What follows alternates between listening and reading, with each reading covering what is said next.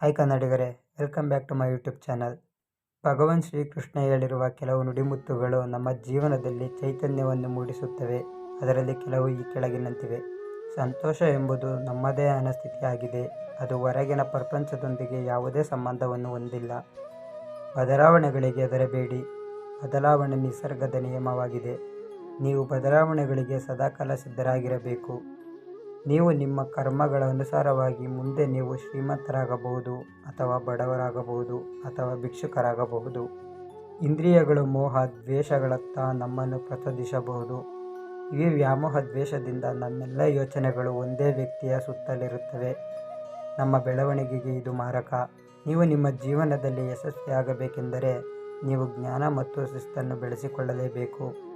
ಜ್ಞಾನ ಮತ್ತು ಶಿಸ್ತುಗಳು ನಿಮ್ಮನ್ನು ಅನಾವಶ್ಯಕ ಸಮಸ್ಯೆಗಳಿಂದ ರಕ್ಷಿಸುತ್ತವೆ. ಬುದ್ಧಿಯಲ್ಲಿ ಸ್ಥಿರತೆ ಇದ್ದರೆ ಸುಖ ಬಂದಾಗ ಹಿಗ್ಗಲ್ಲ, ದುಃಖಕ್ಕೆ ಕುಗ್ಗೋದಿಲ್ಲ, ಏಕೆಂದರೆ ಇವೆರಡು ಕ್ಷಣಿಕವೆಂದು ಅವರಿಗೆ ತಿಳಿದಿದೆ. ನೀವು ಅನಗತ್ಯವಾಗಿ ಚಿಂತಿಸುತ್ತೀರಿ. ಯಾರಿಗಾಗಿಯೋ ಏಕೆ ಹೆದರುತ್ತೀರಿ?